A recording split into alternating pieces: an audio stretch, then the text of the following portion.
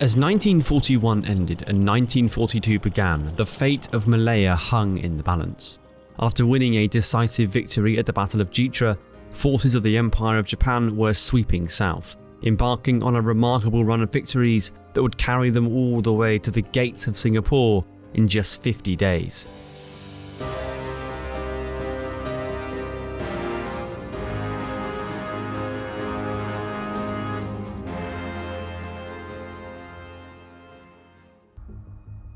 Following the defeat at Jitra, the Indian 11th Division retreated about 30 miles to Gurun. It was a great natural defensive position, but there were no defences prepared there, so the troops had to dig in themselves. 2 days after they began this backbreaking work, the Japanese arrived, attacking straight down the road as they had done at Jitra. The initial assaults were repelled with heavy Japanese losses, but during the night a second attack drove a wedge all the way to the HQ of 6th Brigade, destroying it and forcing a retreat. Dislodged from their half-prepared positions, 11th Division fell back again, as the strategic situation for the British began to unravel. When the British and Indian troops regrouped at the Crian River, both the airfield at Butterworth and the island of Penang were hopelessly exposed to the Japanese. After a series of devastating air raids killed more than 5,000 civilians on Penang, the island was evacuated, though only European civilians were given the option of becoming refugees in Singapore. Penang was occupied by Japanese troops on December 19th, and Butterworth Air Base fell not long after that, further tightening Japan's grip on the air war that it had dominated since the invasion. General Murray Lyon's 11th Division was soon on the move south again, crossing the Perak River on December 17th with Japanese troops in pursuit. The division by this stage was not in a good way, with the 6th and 15th Brigades having to be merged into one and morale extremely low across the division. To try and change the division's fortunes, General Arthur Percival, the overall commander of British ground troops in Malaya, decided to make a leadership change. On December 23rd, he sacked Murray Lyon and gave command of the division to Brigadier Archibald Paris. Paris had been leading 12th Brigade, who had spent the last couple of weeks fighting rearguard actions to cover 11th Division's retreats. There were further changes at even more senior levels. On December 27th, Air Chief Marshal Robert Brooke Popham, the Commander-in-Chief Far East, was also removed, and his role was soon subsumed into a unified Allied command for the whole of Southeast Asia. The so-called American, British, Dutch, Australian Command, or ABDACOM, was led by General Archibald Wavell, who became on paper the ultimate commander of every Allied soldier, sailor and airman between Burma and Australia. In Malaya by Christmas, the Indian 11th Division was now intending to hold a position at Kampar. It was a decent spot with mountainous jungle terrain, meaning it could not easily be flanked from the east. The Japanese reached this position in strength on the last day of 1941 and found a much tougher Allied defence this time around. An attack on 2 Gurkha battalions north of the village of Saham was driven off, as the Gurkhas excelled themselves in fierce hand-to-hand combat against the Japanese attackers. It was a similar story the next day on the western side, as the 6th 15th Brigade resisted fiercely, supported by British artillery that held an excellent position on the mountainside to the east of Kampar. By the end of the day, all of the Allied positions were intact, but the Japanese had secured a foothold on the high ground, enabling them to press an attack on the merged battalion of Leicesters and East Surreys on January 2nd.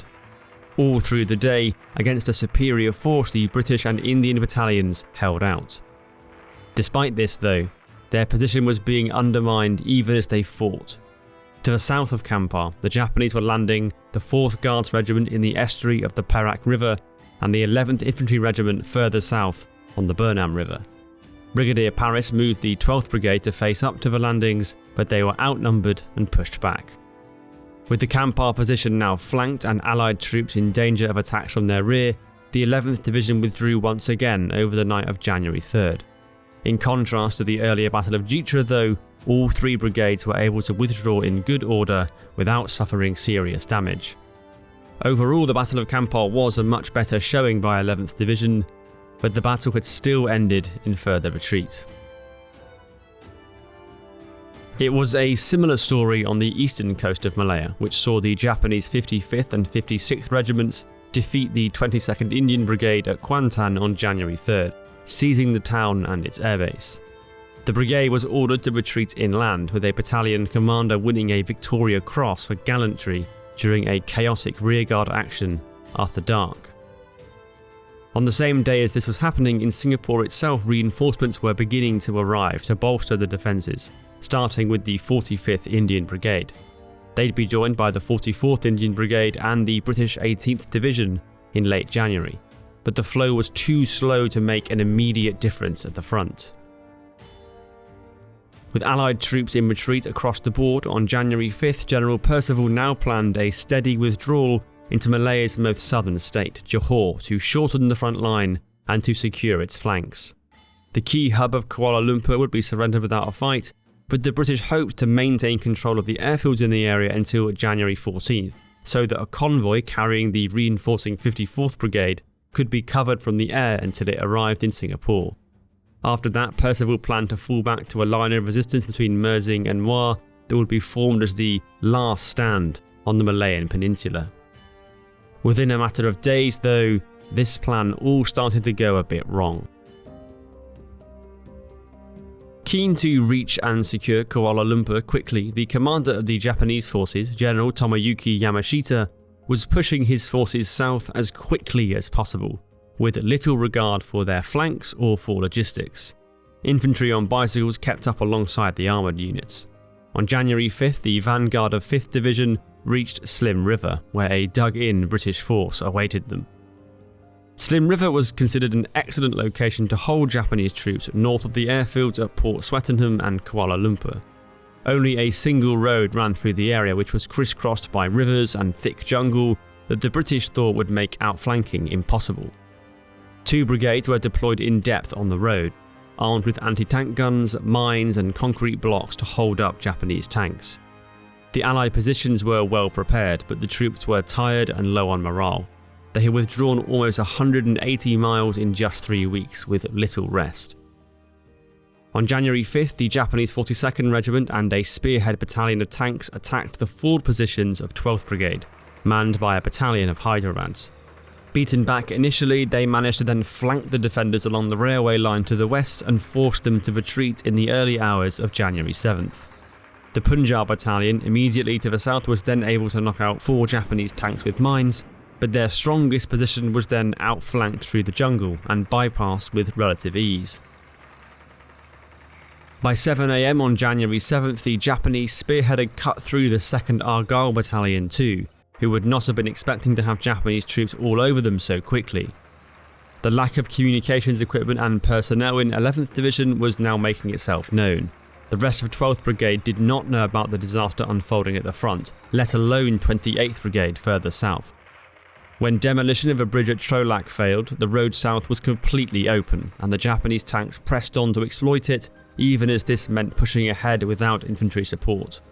At 7:30 AM they met the 5th Punjab Battalion on the road, which was marching north and could not get its anti-tank guns deployed before their opponents swept through, inflicting heavy casualties and scattering the survivors into the jungle.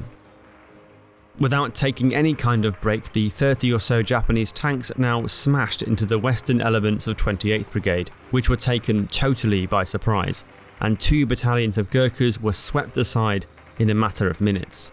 It was now a full-scale rout. Batteries of Allied artillery were simply ignored as the bridge over the Slim River itself was seized at 8:40 in the face of ineffective resistance from a troop of anti-air guns in the area. Still not satisfied, the tanks now turned south, pushing for 2 more miles until they came up to the 155th Field Artillery Regiment, which, despite being taken by surprise, was able to bring its 25-pounder guns to bear on the tanks, finally halting the advance. It had been a calamitous morning for the Allied forces. In a little over 6 hours, a single group of tanks had rampaged down a single road, shooting everything in sight with no adequate Allied response. As a result, 12th Brigade was effectively wiped out, and 28th Brigade lost 2/3 of its strength. More than 3,000 troops were taken prisoner for Japanese casualties of just 150. Any hope of a slow and orderly retreat south vanished, and the chances of holding Johor long enough for strong reinforcements to arrive in Singapore reduced dramatically. After Slim River, the Indian 11th Division was shattered and had to be withdrawn from the fighting immediately. The Australian 8th Infantry Division was deployed to take over the front line, doing their best to hold the Japanese up alongside the newly arrived Indian 45th Brigade and British 53rd Brigades. Initial attacks against this newly named West Force under Lieutenant General Gordon Bennett were repulsed by the Aussies, but the strength of the two Japanese divisions now opposing them was too great. Further retreats were forced by January 20th, and any hope of holding on to the mainland was now disappearing. Rearguard actions were fought by West Force from January 24th as the Allies tried to get as many troops as possible evacuated to Singapore. When the 15th Indian Brigade was cut off at Rengit, it had to be evacuated by sea, and the 22nd Brigade was not so lucky when it was cut off in the jungle and forced to surrender. The last Allied unit crossed the Straits of Johor to Singapore Island on January 31st. The only road and rail bridge across the straits was then blown up, and the siege of Churchill's fortress Singapore began with his order that every inch of ground was to be defended, and no question of surrender to be entertained until protracted fighting among the ruins of Singapore City. The battle for Singapore had begun.